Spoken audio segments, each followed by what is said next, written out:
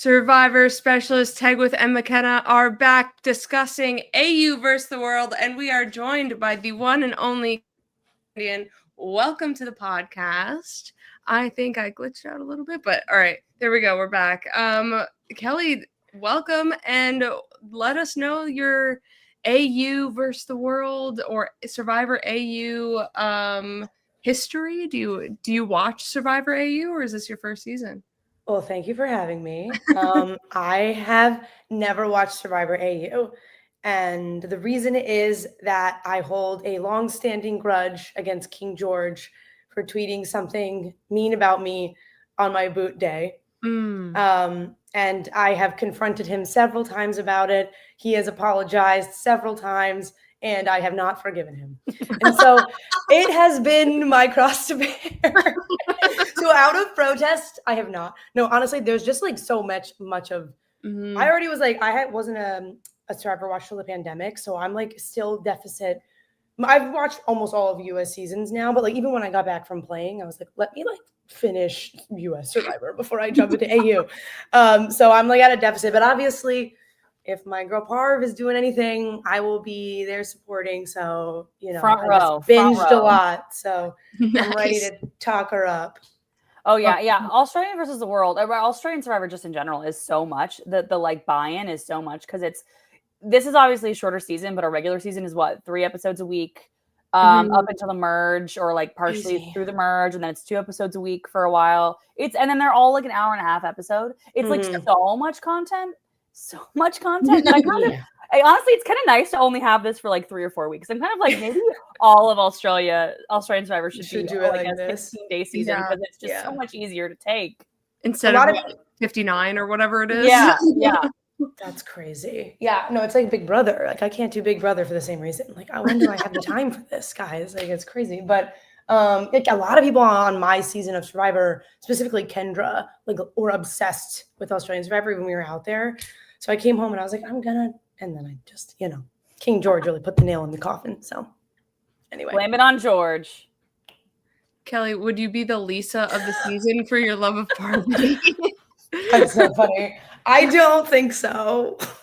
I would be the Lisa. 100%. I'm so competitive. Not even Parvati could stamp that out of me. But yeah, I wouldn't be like Lisa. I would play with her for sure. I have a threat problem. So if I can have anyone be more threatening than me, sounds great. Sign me up. But no, I mean, tough 2 episodes for Lisa. Please never compare me to Lisa. I know, that's a really last night's episode or episode 7 was not great, and then this episode, I actually didn't hate what she was trying to do. I actually kind of get what she was trying to do, but just didn't work out.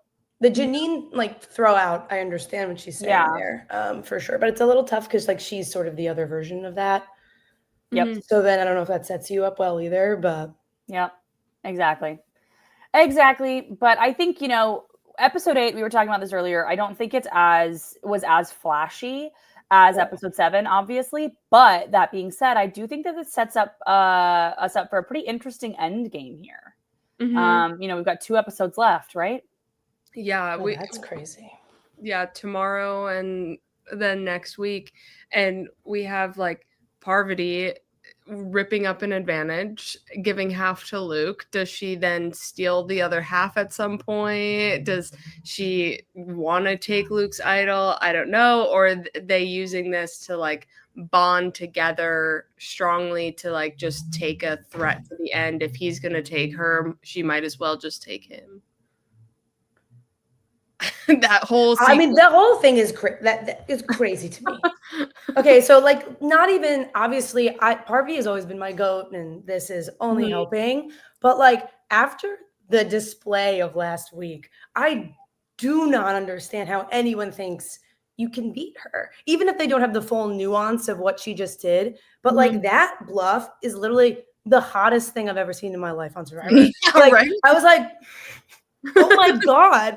Not only was it genius, but anyway, I just don't get how then they're all just like, oh, that's fine. I can still bring Parvati to the end. And I'm all about like playing with threats. Like I wanted to do that so much. So I get it, but I'm like, you're going to little big for your britches if the last 3 tribal councils are about Parvati she doesn't get votes and she's the center of everything. It's like, I know they're like narratively telling the story, but it's like you can't change what happens in tribal. She's always the focal point, which means she's controlling the game. And yet, has she gotten any votes for her this whole season? I don't think she has, or at least not many. She's also been very competitive in immunity challenges. That's the other thing I was going to say. Minimum third. And like these are usually at the end. I don't watch Australian Survivor, but usually there's a lot of balancing, endurance-y vibes in these end challenges specifically, which is like her bread and butter. Yeah. So it seems nuts. I'm glad it's happening. It seems crazy. Follow the sword for her. Like, right? She's got something that none of us have. This is the je ne sais quoi of it all. Yeah, it's crazy. And I think I do have a question about that Luke moment, which I know is a little bit later in the episode. But my question is, when I saw this, and I said this on the podcast yesterday, when I saw this like next time on Survivor with Luke telling Parvati, I was like, he can't be that dumb. I think I said that verbatim on here. And then it turns out that's exactly what he did. And then Ryan pointed out to me when we were watching, he was like, well, he thinks that Parvati can just swoop in and steal it as he's playing it. But I think my question to you guys is there a way he could have talked with like instead of telling Parvati, say, hey, Janine, I found an idol. Now we are so close. We're like this in this game. Parvati can get up and, steal this at any point. How can I figure out a way to work with you to like bluff Parvati, even though she's bluffing? Like, do you think that there's something that they could have done together? Because I think that this was just not the route to go. And obviously she did end up, splitting the advantage and all of that. But like, she also now knows he has an idol. And that kind of knowledge is also power. So I feel like there's another route. Janine know that Luke has an idol? I don't think she does. So that's the thing that is just completely mind-boggling to me, with all due respect. And obviously, I don't know Luke at all, and he must be pretty good to have gotten here. And I could see like good gameplay from him. But like, why, if no one knows you have the idol, how is Parvati going to steal it? She has to know that you have it for her to correctly take it from you. And I don't know if this is just maybe like not a lot of knowledge is power lore in the AU world in general. Like obviously, like I feel like you as Survivor, we like would know the general rules. At least that it's like you have to know to take it. So it seems like he's just giving her the information for her to not take it, but she would have never known to take it. It would have been like a 1 in 4 like blind shot of her trying to steal it. Or am I wrong? It's like the circumstance of which Parvati bluffed. So Parvati bluffed it after the votes were cast. Yes, no, I remember that. Yeah. So Luke thinks if he just stands up after the votes have been cast, she can just be like, nope, thank you. Right. But I thought she's playing 5D chess. It's actually 6D. Yeah. Yeah. So it's like so many layers of this. So Luke doesn't know that he can just play it after the votes have been cast without any repercussions. But can we just talk about even that bluff, which number one, I get in the moment, like why they believed that bluff. Like I get it because she's reading it out loud and all that stuff. But I feel like you have a night at camp. Now, Australian Survivor does crazy stuff. Australian Survivor does. I know that they do crazy stuff that I don't agree with. Yeah. This to me, it would be insane. This is like a god idol, basically. A god steal an idol, which I don't think like in this kind of stage in Survivor, producers are going to put in the game because it's literally just so much power. And I feel like, and again, I say this all the time, hindsight is 2020. We have the knowledge of this, right? But I feel like I would hope that I go back to tribal count or my camp and I think to myself, wait a second. Do I think the producers are really going to put an advantage of that caliber, of that magnitude into the game? Because I just feel like in this day and age, they're not going to do something that blatant, that crazy. And I would think like, oh, maybe it's also Parvati we're talking about. Like it's not. So again, hindsight is 2020. But I feel like if they didn't like sit with this information, and I feel like that's the time Luke needs to really just be like, hey, Janine, can we talk this through? Because I've been trying to keep this a secret, but blah, blah, blah, blah, blah. And I think that it was a mistake for Luke not to bring Janine in on this. So since you've played the game, is that something you would have thought about? Like, oh, someone tried to bluff this advantage and take an idol. That seems a little bit crazy. Yeah. Is that something you would then think through of like, no, wait, or the producers can't possibly do this? there has to be something more to this note, or are you kind of like so in game mode, malnourished, and like, I believe this? Yeah. Like, there's both sides. There's an argument to like be said, like, you know, sometimes you just believe things because you're so whatever, like screwed up. But I do think that that is would be crazy overpowered to essentially be like, anytime an idol is played, you can not only stop it from working, but then take it for yourself. That's like extremely powerful. And then I feel like in US like New Era seasons and stuff where like crazy things have happened or they're like explaining it, like people often ask to see the parchment, which yes, Luke has now seen it. But it's like you should. So like if you're like bluffing or you're talking about it, a lot of times people will then be like, "Show it to me," especially if you already talked about it openly.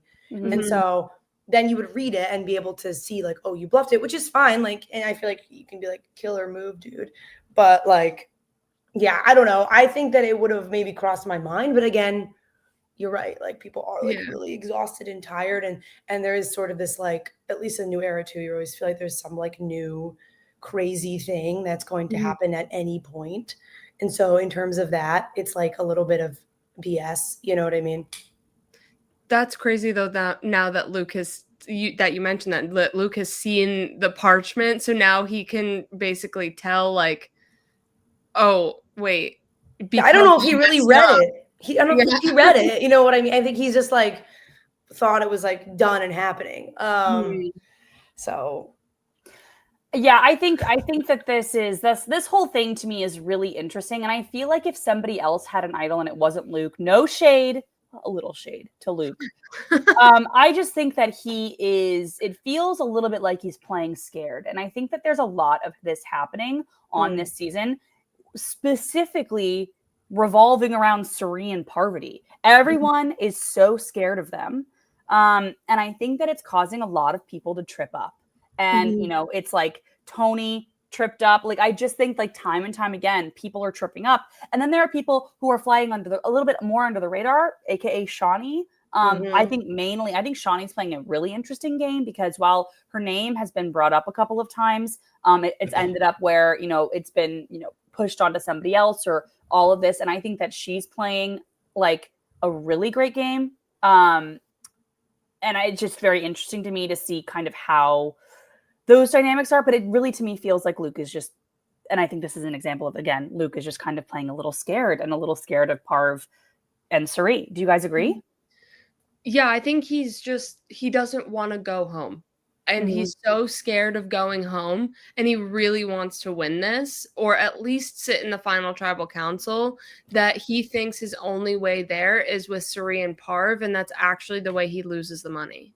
Yeah, the thing that was confusing me the most during the tribal and just in general was I think pretty much everybody except for Suri, Parvati, and Lisa echoed this like, I just need to be in the final three.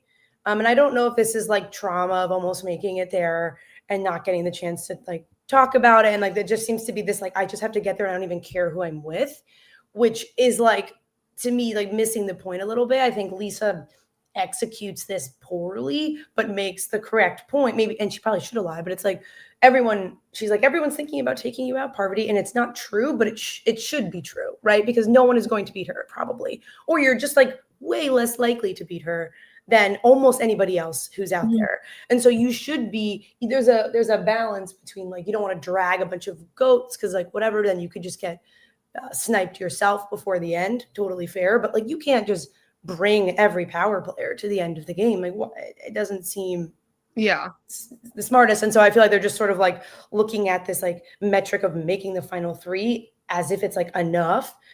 And I'm like, at this point, you just got to go for broke. I mean, I didn't get there, but I was like, if you're going to get all the way, you might, this is really the time to take a big swing. Right. Exactly. This final five is a crazy, insane, like group of players that are like killers in Australian Survivor and US Survivor. And to have this be our end game, I think is what people have been clamoring for. So it'll be interesting now the way that these dynamics have been shaking out. Like, is Shaunie next because she is quote unquote not in the 4, or does someone use her to move forward or something like that? So I'm excited to see how this Yeah. plays out with the dynamics and the power positions of everybody, because it's also 3 Aussies and 2 US. So it's like, where actually do the alliances line when push comes to shove? Yeah, and I also want to say there is also a very interesting thing that I've noticed on Australian Survivor. And not every season, obviously, but just it's a little different than in American Survivor. In Australian Survivor, it seems like people want to bring deserving people to the end. For those listening, I'm doing air quotes. Yeah. And or you know, fight the strongest. And I always that always drives me nuts when people say that, because it's like, so what, at what point, if you take the strongest, quote unquote, the strongest person out of the game, does it only count if you're sitting next to them at Final Tribal Council and you're like, you're using your words? But if I took out, let's just say Parvati, which we're talking about, she's probably one of the strongest people on the season. If I beat her at Final 6 or Final 5, does that not mean that I then beat the strongest and I am going to the end? Like that, I that thought process, which Luke almost said verbatim this episode, is just weird to me, because do you not consider playing Survivor up until Final Tribal Council like beating everybody else? I think that that's a part of the game, and it's just a weird thing to me. And I think it's this weird kind of I think it hurts people's games in the long run, because I do think that they think that their words are going to be better than Parvati's words at Final Tribal Council, which is delusional, I believe. And I just think it just is silly. And I know that we've said that a bunch of times, but I see this trope in Australian Survivor way more than I see in American Survivor. We see it every once in a while, but it's just all the time in Australian Survivor. It's kind of like a hardcore game, right? So I feel like there might be this sort of like culture of like, we're so hardcore, we play with the best, like we're gonna, you know what I mean? Like we're the big guns kind of a vibe. But I mean, the other thing I'm just thinking is like, Parv is always such a target from the beginning. She's always so she like, I think it forces her, and this is, I mean, that's why I always like have said she's so great, is because her back is consistently against the wall like every time she's played, basically. And because of that, I think she plays so boldly immediately because she has to. So she's sort of like given the freedom to just full send it. And so because of that, when it works, and it does because she's pretty good at Survivor, she becomes super powerful and like gets this like aura of untouchability. Whereas like, I think almost everybody else, excluding probably Suri, is playing more scared, right? Because they're like, oh, I've tasted it, I've almost got it. And maybe this is a little bit of like winner's privilege as well, is like, I've done this, like I know what it takes to be there. And there's not this, like, I just have this like burning desire to just get farther, which I felt being like, oh, I really want to make the jury, like whatever. Obviously I want to win, but there's these things that you're just like, oh, I can't believe I've never done X, Y, Z. And I think the more times you play, the more heightened it gets. And so she just gets to kind of go full foot on the gas right away. Full tilt boogie, if you will. Yes. Yeah. Worth playing for asks, basically, is it hard to see those seemingly obvious jury threats while in the game? So Parvati is one of those obvious jury threats here in the game. They all see it, but they're not doing anything about it. And is it because they're missing it or because they're scared? I think it's I'd be surprised. I'd be surprised. Yeah, that's true. She has a lot of stuff, which is also extremely helpful. But I think they have to know that she's a jury threat. I think that they just don't, maybe because she has so much power, they're concerned about that if they don't. It's like make a deal with the devil, or don't, like if you don't make the deal with the devil, you're gone. But if you're gonna make a deal with the devil, at least you're still there. True. But it's so interesting to me because her idol isn't a god idol. I know I've said that, like, I know she has this other advantage, but like she has to play it. Like she has to play it in order for it to work. And I think that there's such an interesting like bluff that she's been able to pull off. It's not necessarily a bluff, but this confidence that she has. I'm playing this for either me or Suri. I know she said that in episode 7. Another great, yeah, like it's so, and it's like all of a sudden we're afraid to put it on either me or Suri, or on Parvati or Suri because of the threat of that all. But like if you don't, you can either vote for her or be okay with her continuing having an idol, or just have her not in the game. Obviously it's so easy to talk about, like from my cushy little apartment, Yeah. I'm comfortable. I've got a glass of water next to me, like all of that stuff. But it just is really weird. And I think the edit in Australian Survivor also, like, for us sitting there, it's just so painfully obvious that like Parvati and Suri are running this show. And maybe it's not as obvious, like, out there on the island, like maybe, because we really truly have this kind of edit. Maybe it's not as obvious out there on the island, but it's just so hard for me to sit back and be like, what is happening? I'm happy it's happening. I'm happy Parvati and Suri are still in the game and they're running it. Like, I am very happy about it. Totally. But it's just like, what is going on? Mm-hmm. I'd love to talk more about Lisa this episode because I found her absolutely hilarious coming off of the near quit and then turning into the basically quit for Suri almost here. Her like prodding Luke, prodding Parv, being like, everybody wants you out, just so you know. What are you going to do about it? I also want you out. What are you going to do about it? And they're just like, what? Like, what is going on here? Literally crazy. Like, her like, I'm on the bottom montage. Like, everything about her this episode was just a beautiful send-off for Lisa. Yeah. It's like, I love how much she loves Suri. I found it very endearing in the beginning. But I'm not like I'm not like a person who loves, like, I'm just checking off my Survivor bucket list. Is like not my fave, personally. I get that. So you mean you wouldn't leave the tent when Suri's talking about game changers out of like, I can't hear this again? Yeah, that's so funny. It's really sweet. It's really sweet. Yeah, Lisa's so interesting because I think she's coming like that. So that almost quit. And I said this the other day too. I don't really feel like that she worded that well. I don't think that she wanted to leave the game. I just think that she felt like Tommy had a better, and I truly believe that Tommy had a better shot at shaking things up, which I think is true. And I think that her motivation truly is like, she sees Suri's there and she is I think a loyal now friend, I bet. And she just really wants to see the best for Suri. And I think that maybe she knew that when she was possibly quitting for Tommy, because Tommy's not blinded by that love, whereas she is. And I think she knows that. And I do think that Lisa, this episode was, I'm probably in the minority here. I don't hate what she was trying to do because really she's, what else is she's such a bad dead in the water anyway. So why not just like stir the pot before she goes? Stir the pot. And I think that there's a world in which she's kind of playing crazy. And if I'm out there, honestly, I might be like, do we just keep her? Because she's kind of all over the place. And if we sit next to her at Final Tribal Council, there's no way that she's going to, take any votes from me.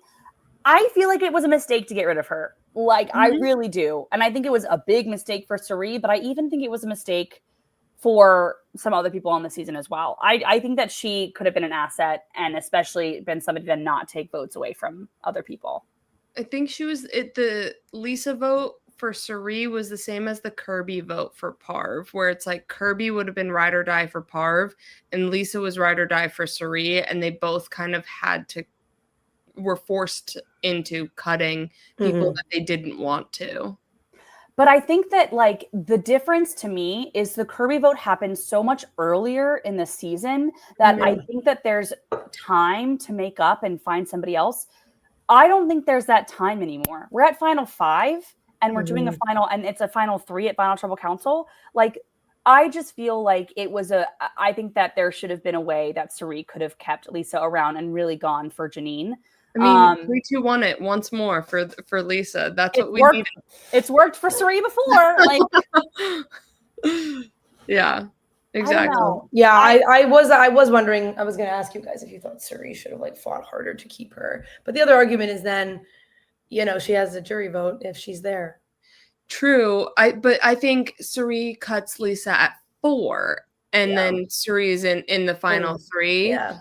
Because now Suri is kind of only attached to Parv and maybe a little bit of Janine, but Janine is more tied to Luke. So it's like, how do they use Shaunie where they could have been like, how do we use Lisa? And Lisa is 100% in the American numbers, where Shaunie is like more of a wild card. You really don't know if she's with the Aussies. You don't know if she's with the Americans. She'll just kind of go where she is most, likely to get to the end. Yeah, I think even also like Lisa, regardless if she's chaotic or, whatever, she's not like inherently chaotic if she's like playing crazy at the end here. It's like, this is just the situation where someone needs to go who's a big player. You have somebody who's desperate as heck on the bottom.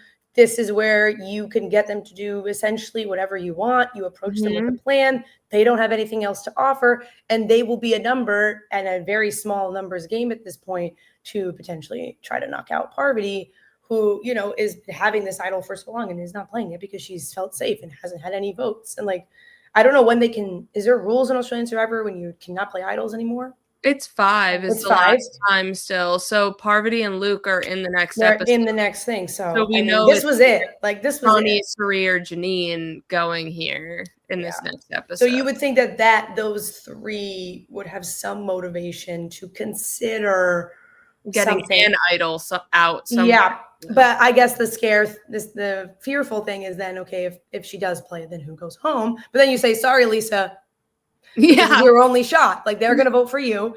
If Parvati doesn't do it, like, we're good. But if Parvati doesn't, you go, well, we tried. And I was like, you know what I'm saying? I like, at least doesn't really have anything else to like work with at that point. So right. I feel like it's like scooping the person on the bottom, easier said than done, but like a pretty classic Survivor move.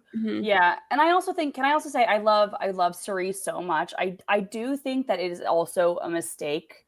And Suri does not play scared, first of all, just to be abundantly clear, but I do think it is a mistake for Suri to be working at this point in the game so closely with Parvati.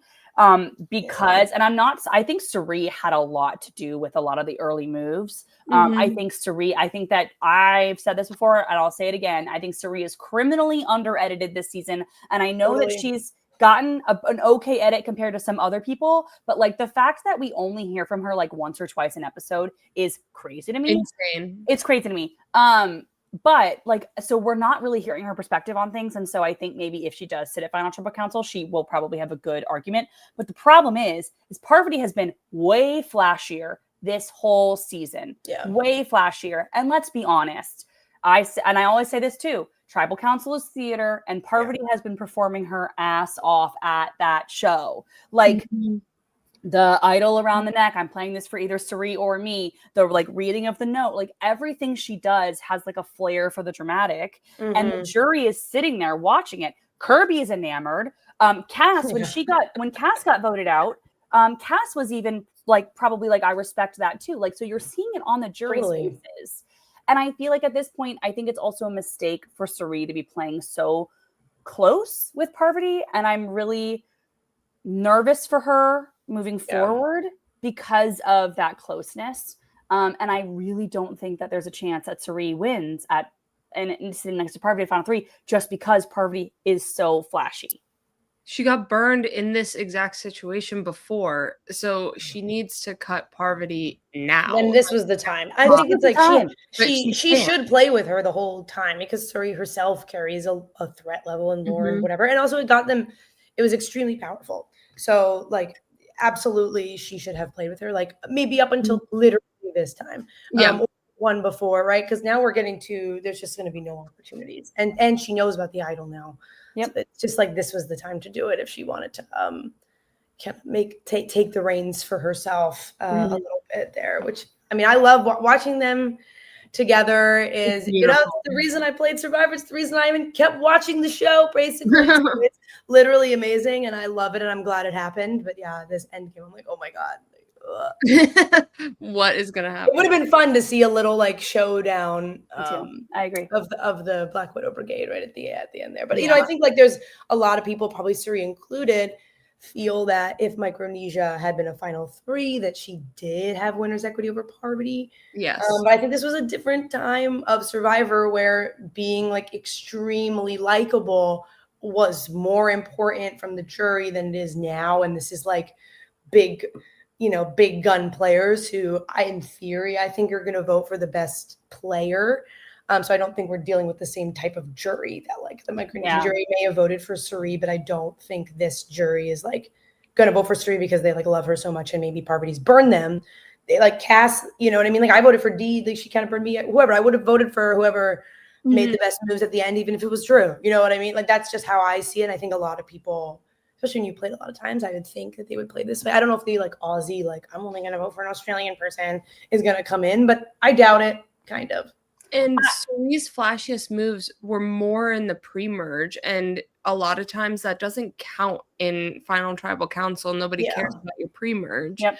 So I do wonder on this season because it's so tiny if there may be a little more credence on that, but I'd be surprised because like half the jury didn't see it themselves. Right. So it's this sort of general lore, and then it doesn't really help so much. And it's not as much as like literally seeing it happen at Tribal. Yeah. Right, exactly. I do think it's funny, and you kind of mentioned this, Kelly, but like I do think it's funny that Suri did say, like in episode 1 or episode 2, like I'm playing to kind of win what I should have won, in season 16, and then like the same episode or the episode next, Parvati goes, I'm playing so that I could win what I should have won in season 20, and it's so funny that Suri's Parvati's, I know.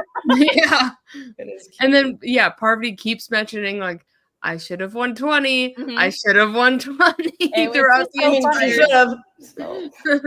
It is just so funny. I just think that that's such a funny like difference, or not difference, but like similarity between those two. And I will say, like, I say all of this, I love seeing them play together. So like as long as I can keep seeing them on my screen, I'm a happy gal. I am really truly a happy gal. I'm just nervous for Suri. Like that's just it. Because Parvati's getting such a big edit, and I just haven't seen a lot of Suri, and I love her. But I keep reminding myself I'm gonna get a lot more of Suri in like 4 months. So yeah, she will be the focal point. literally. I love that. Let's talk about this challenge a little bit. It's basically a giant version of Samotion. And also Luke has some history with that. Tegwith, you're probably the most advanced Australian Survivor knowledgeable person here. So if you want to talk us through a little bit of Luke's traumas here with this challenge. Oh, I really don't. I watched that season so long ago. I like genuinely can't remember. You at least watched it. What? Yeah, I like genuinely can't remember. But like I did want to say though, not necessarily like Luke's trauma, but I did want to say I do think doing this challenge a little sketch at this point in time. Because I just think doing a challenge that is obviously it's simple on paper, right? But doing a challenge that one person, an Aussie, has past experience with and knows what to do, and it's pretty much the exact same. It is the exact same thing. I think is really unfair. Good point, actually. And I'm not like. I know that in other like previous returning seasons, they have done things like this where, they'll bring back the poll or they'll bring back like a classic, whatever. And like 3 or 4 people have done it, especially on second chances. I think every single challenge I did was that. But this is, I believe, the first time it's been done. And I know it takes time to like build the thing. I'm not saying that they put this in to save Luke specifically. But I just think planning on doing a challenge that I guess Luke and was Janine out of the game at that point? Yeah, Janine was out of the game at that point, I believe. So I don't know. I think it's just a little weird, and I would love to hear your thoughts on that. David would have also done it then. Theoretically, yeah. So I guess if like it had been like 2 people who had done it, would have been fine, more fair. But just like one person, I just think is a little weird. What do you guys think of that? Do you think I'm reading too much into it? Which is real. I read into it a lot. I mean, I don't think they probably didn't do it on purpose. No, I don't think they did it on it is purpose. maybe like I see what you're saying. I think a little bit specifically for this challenge too is like it's a learning curve challenge. So if you've done it before, you know what I mean? Like there's other challenges where it's like you might just like breathe the wrong way and the whole thing falls over, like whatever. And there's like a skill to all of them, but I think this one is something that the more you rep it, the better you'll get at it. So there's 2 people dropped it 2 balls, which I think it goes to show how hard this one specifically is. Like even in Samotion, people don't drop it 2 balls, right? Yeah. So this one's a really hard version, and I don't know. I think it's could be similar to the Winners at War merge, where Jeremy and Denise won When It Rains It Pours. I believe that was the merge challenge. So they could have been like, well, if Parvati makes it to the merge, we'll throw her a bone here with When It Rains It Pours. She just happened to not make the merge at that point. So oh, I see. Okay. So it's like they might have incorporated like some of these like I feel like they're doing it for narrative reasons. You know, I think like you're right. want the moment, right? So it's like if Luke overcomes his previous thing, it's like a nice story. Same for like Parvati saves her ass, like hanging, doing the same challenge that saved her before. I think that might be, if there's any sort of like temptation. I don't know if it's necessarily to like cheat it, but it's more to just like make the show better. You know? And that's Australian Survivor really in my head. They put a lot of stock into the show over the game, I think. And people disagree with me. That's my hot take. Sorry. I don't know. Yeah, Luke, Harry, and Baden. It was champions so it versus wasn't even, contenders too. It wasn't even all stars. Yeah. So I just think that like I don't know. I feel like I don't know. That's just my hot take. I think that the Aussies want. I'm not going to say that. Never mind. My takes are too hot. My takes are too hot. I don't know. I think Australian Survivor really wants Aussies to go really, really far. Of course they do. I get it. If it were America versus the world, like we would want the Americans to go really far too. But I think I would still say, hey, you know, maybe don't put in the When It Rains It Pours at final six in a game of 14 people. When it, you know, I guess it doesn't. Final six is final six, but when it's final three, like you're really in the end game. I don't think I would care so much if it had been the first immunity challenge, individual immunity challenge. But this far into the thing, I don't know. I'll drop it. I'm sorry. No, I love a strong opinion, so stand on it. Sari lasted so long in this challenge She running up and down stairs when she's like, all right, I sit on my couch, or I'll go in a house for 100 days or whatever. And she's like hell to me. Yeah, right. And she's like crushing it, running up and down these stairs. Yeah, that was great. And Parvati also crushing it too. But then makes that one mistake. The balls were too close together and hit the same rail at the same time. Yeah. I will say, can I say, Sari has been killing it this season on challenges. Yes. And I do think that it's been really interesting to watch the World Tribe kind of dominate the Aussies on a lot of challenges, except, you know, these two. Up until this point, I'm pretty sure it was mainly the World Tribe winning. It went Parvati and Sarah won because there were two immunity two idols. If it had just been Parvati, most likely it would have just stayed Parvati.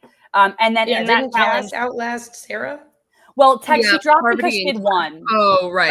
So, but the whole entire World Tribe outlasted the whole entire Australian tribe. Oh wow. Yeah. So that being said, Sarah could have maybe outlasted some people. We can't totally say that, but right. So those two. Then it was Cass, I think, and then it was then it was Tommy, then it was Cass, and then it was Tommy. Tommy's is a little asterisk. The rock draw. And who was he against? He was against Luke, Janine, and Cass. Yeah. So it was 50-50. That's true, 50-50. 50-50. Interesting. Then Cass, then Tommy, then Luke immediately after, and then Luke again. So obviously Luke has won now twice.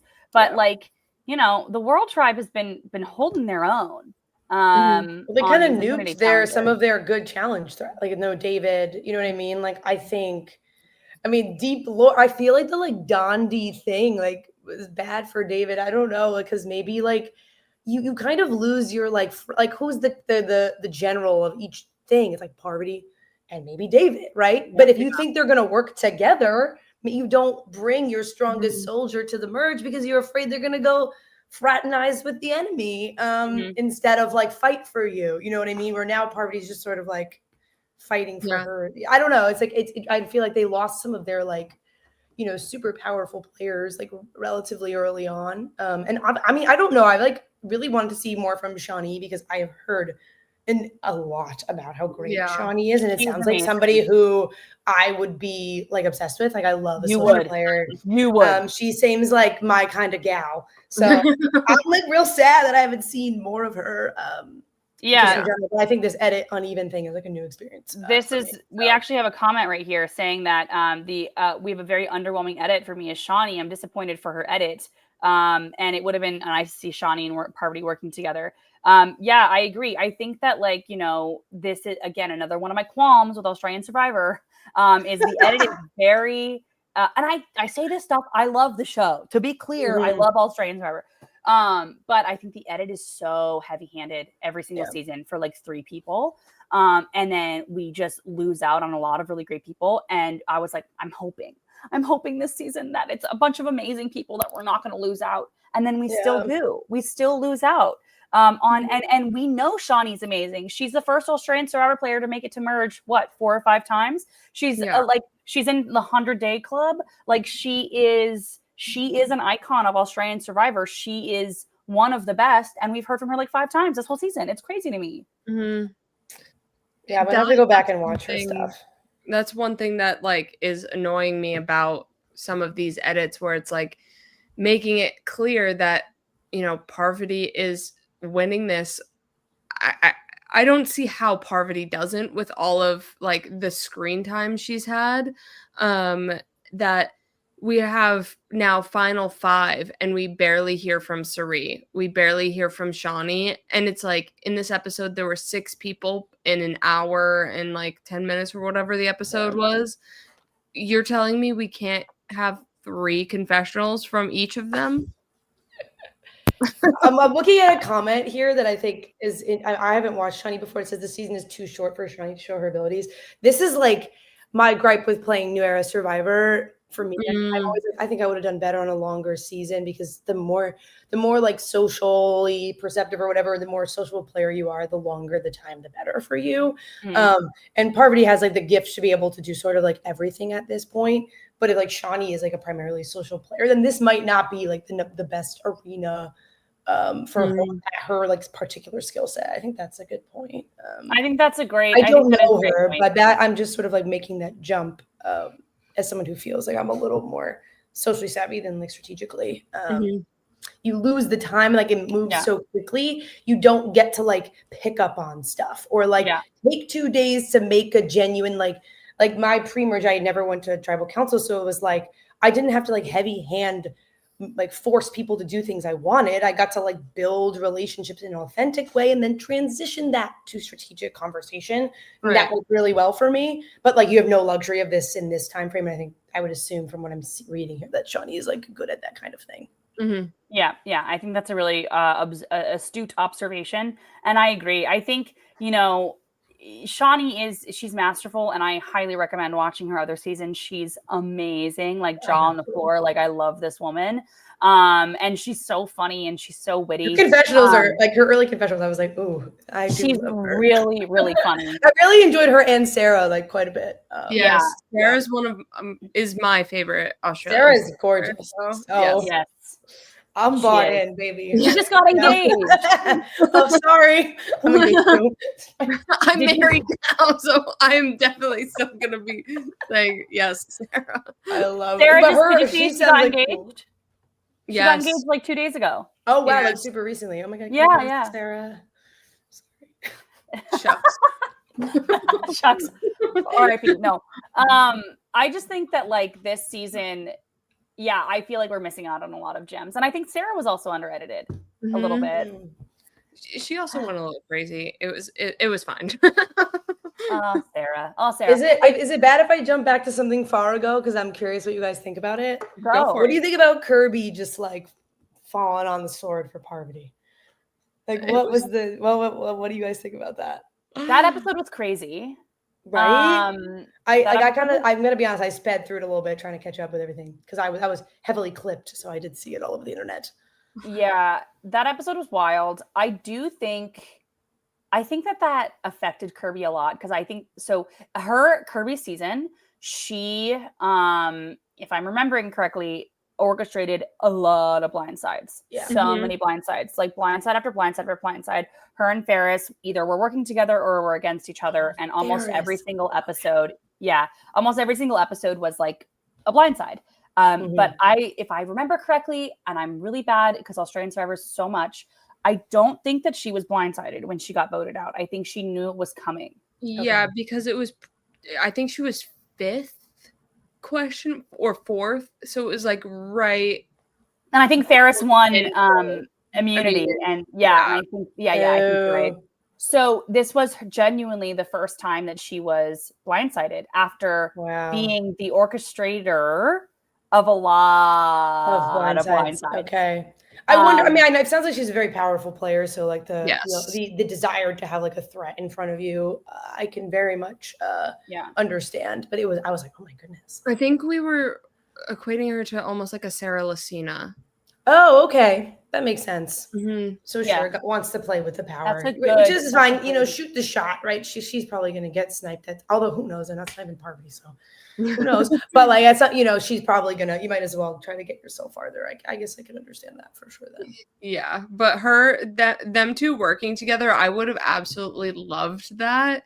That would have been an amazing alliance if it happened. But Kirby like kept building herself up too much, and then Parvati was like, "Well, crap, like." Yeah. I can't do anything about this. Once word got to Parvati that Sarah had been Kirby's number 1, I think Parvati's like, well, that means nothing. Then you're not my number 1. Yeah. And it's funny because I feel like Parv had such Parv's number 1 is Suri, and everyone knows it, right? So it's like I get like Parvati is like one of her greatest things is that she always is very loyal and brings someone all the way. And so I think there's like an attraction to want to play with her for that reason. But like Kirby already, more magnetic than Sarah Lucina. I do agree. I can tell Kirby's got some game for sure. Yeah. She's amazing. She is really like her. That was just her best comparison that we could do. Yeah. I can see in terms of like gameplay style. For sure. But yeah, maybe a little more charming. But yeah, I feel like if Suri's already like Parvati's number 1, like can you usurp that so quickly? You know what I mean? Because then you're still sort of like number 2. So the other thing No, go ahead. You go. Okay. Maybe if you think that she won't take Suri with her to the end, then you're like that next in line to get to the final tribal council with her. I think there's also the thing. I think she knows of Suri and Parvati, of their lore. She famously went into her season not knowing anything about Survivor, never seeing an episode, and being very good at the show. And then she said she didn't do any research going into Australia versus the world. I do think that she probably knows people's like names. I was wondering that because I could be wrong, but I believe Kirby followed me like a year ago or something. Maybe. And I was like, how are we already following each other? Like, I had never, so I don't know, but maybe that was like a really good bluff to like keep her threat level low.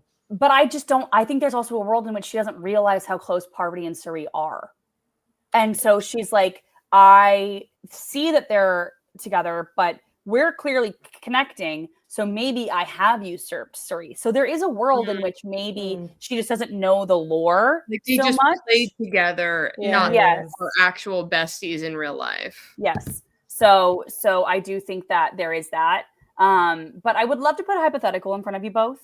Oh, not hypothetical. This is not hypothetical. This is an actual like because she's on the jury. But I guess like say Parvati is sitting at the end with, I'll just say, Suri and Luke. Or just you could put whoever. Final 3 that would be probably a very strong final 3. Who do you think Janine would be? Or not Janine. Janine's voting Luke. Who do you think? I was like, who do you think Kirby would be voting for? Yeah, that's interesting because she knows Luke outside of the game. So there's that outside relationship with Luke. I don't think she's going Suri, and I think she has enough game sense to respect the move of Parvati. So I think it would be a hardcore toss-up between Luke and Parv. Yeah. She ended up voting for Ferris, I think, which I think is a good indicator on how she use how she votes, because she and Ferris were at odds for the majority of their season, even though they did work together sometimes, but they were at odds a lot. But again, she was blindsided, and she said, and I've seen one of her interviews with who are the ones that are doing the interviews? Whatever. Where they do it immediately after they get voted out. Like the next day. Drop your buffs. Yeah, drop your buffs. My besties. I think that she said, like, I feel very betrayed by Parvati. But she said it with a smile on her face. So it's just something new for her that she just seems like she seems like she plays rugby. Like she's like, I don't know. I would be surprised if she doesn't, but I think she would like really hear them both out. Like I think it would be a tough call, and it might depend on how the end game goes. And also Ponderosa could help her, and people coming in from the jury could help her like calm down a little bit, or push her more into Luke or something like that. Yeah. Because I think there's a world, like, obviously, like, I think if Parvati is sitting next to, like, Janine and Shaunie, not that Shaunie played a bad game, but I think Kirby probably respects Parvati's game a little bit more than, because I think that Kirby is the person who maybe doesn't put a ton of stock in the social and puts more stock into the flashy moves, and of which Parvati is getting a lot of this season. Though now with Janine in the final 3, Kirby might go Janine because Janine was the orchestrator and never said, I'm not going to write your name down. A lot to chew on. I think that this is a really interesting grouping of people, because not only do we have the game to think about, like how people played, whatever, but we also have pre-existing relationships to think about, both on Australia and the world. Plus we have, like, do we want an Australian person to win Australia versus the world? Yeah. Are we going to vote for, an American to win Australia versus the world? So I think there's so many different like things that go into people's votes, which there always is. There's always so many different things. And another thing, Janine is a shark, literally. She's on their version of Shark Tank. She is very rich. She's like Mark Cuban rich. Yeah, so they're not going to vote for her. And $250,000 is going to do nothing for her. Yeah, no, they won't vote for her then. There's no way. That's something else to think about. Like, there's so many different things at play. So I'm very excited and interested to see what these jurors decide on and how they do that, I think the other thing, like, and I'm thinking about Kirby or even anyone who's sort of been like burned by Parvati, and this is my perspective from what I felt, but I was like, if I'm going to lose, the person who got me out better win. Like, then it's like, it makes you, I don't know, it's like an ego thing for sure, but also it's just like, okay, like if I am a part of their resume to get to the end, it means that they like felt like they needed to remove me like that badly, that they didn't want to sit with, whatever. Like, I don't know. That to me felt like made me want to vote for people on the jury more. Like if I had people like, maybe if I had like a really tight ally and we made a lot of moves together and they made it farther than me, then like I could be like more tempted potentially. I don't know if anyone really is in this pocket though, because it's like not, other than like Sri and Parvati, there's been a little bit of like shiftiness otherwise throughout like Sri and Parvati, Lisa and Sri. Like that's sort of how I would see it. And then like Luke and Janine if they're both not there. So I would think everybody else, it's like, I don't know, you can kind of think of the arc of the winner's arc. And if you're a part of the arc, it kind of reaffirms your gameplay a little bit. The other category is like who played the game that you would most like to play or played most like you. Yes. And so it's like, oh, Parvati played most how I wanted to play. Her game resonates with me. So there's where my vote is. Yeah. Oh, I'm the blindside queen and you blindside me. Like, that kind of thing. Yeah. I've always said, and this is how I feel about sports too, I would rather lose to a winner than lose to a loser. Because at least there was like nothing I can do. Oh man, I lost to the one who I'm the team that lost to the team that ended up winning the Super Bowl. Darn. Like I would rather that than lose to the team that lost the Super Bowl. So I feel like, I totally agree with you, Kelly. I think that. But it does depend on the person, though, because there are many instances, even in more modern Survivor, where people are extremely bitter and can't get over it. And this is really fast. You don't have a lot of time. I had a lot of luxury of time at Ponderosa, I always say. So I was chilling, upset for 2 days, able to get over it. You know what I mean? Whereas like when you come out really fast at the end, I think the emotions are a little higher. Yeah. So it might be pertinent to the game. Oh, look who's in the chat. LOL. Love it. She DM'd me. She was watching. I'm dead. I do have one final question. So we have 2 episodes left for you guys. I would love to hear at least Kellie's prediction for at least the next episode. I don't know. Do we know if we're getting just 1 vote next episode, going down to 5, or do we think we're going to get 2 and then see the final vote out with the final Tribal Council for the finale? Oh, I don't know. Do they don't do fire at 4? Oh, wait. I don't know. I don't know. I'm asking. What happened last season? The fact that they already did a fire thing kind of makes Someone me think comment quick. Someone comment. They already had like the fire face-off though. Do they need to do 2 fire face-offs in the same season? That would make me think they're just going to vote. I hated that twist. That was what would make me think. But I actually don't know. Next? Dude, I feel like Parv's going to win immunity or some shit. And it's going to be like... Yeah. She's so good. Otherwise... Normal final 4 vote. Thank you. Normal. Okay. I feel like this through. I can't remember anything that's happened in the history of Australian Survivor today.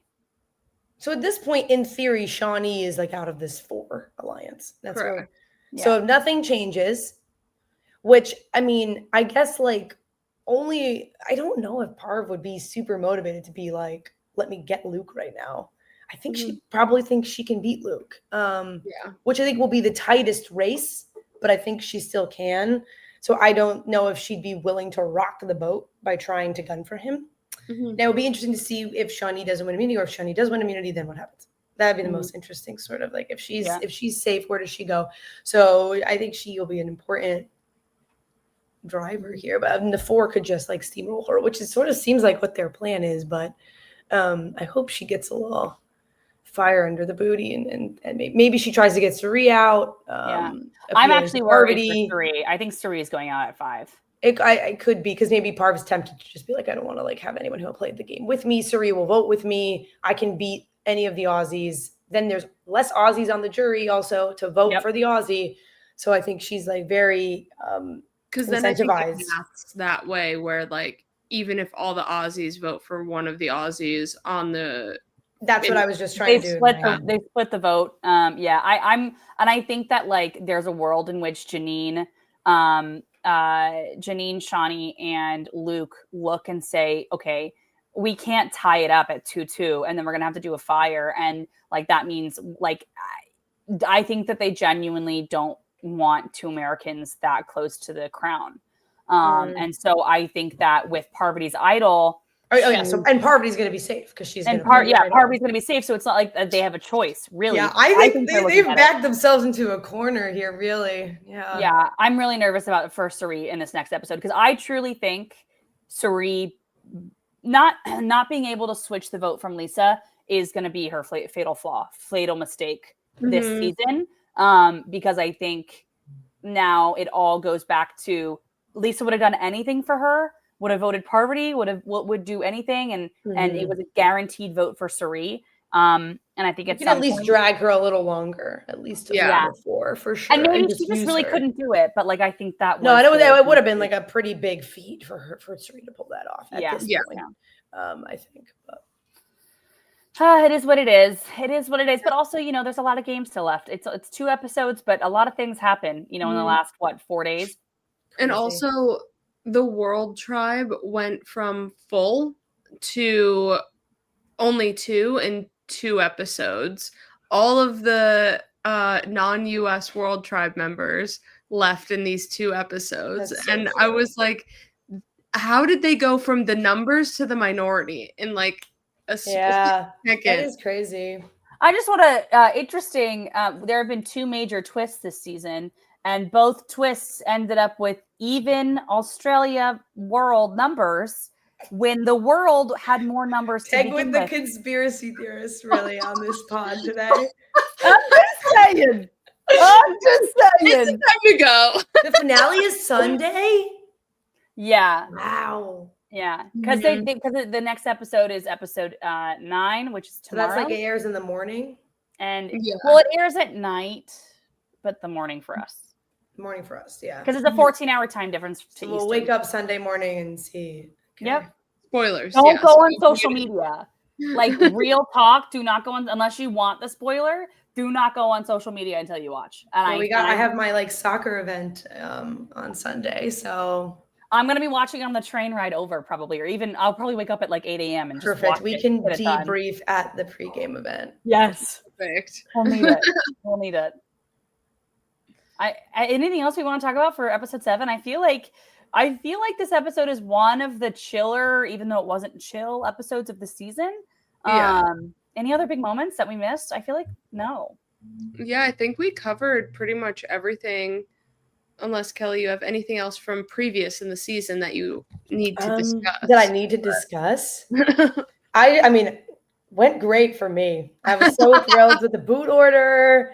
I texted her before I left, and I was like, "Please get King George." And she didn't. And then she came back. She's like, "I didn't have to."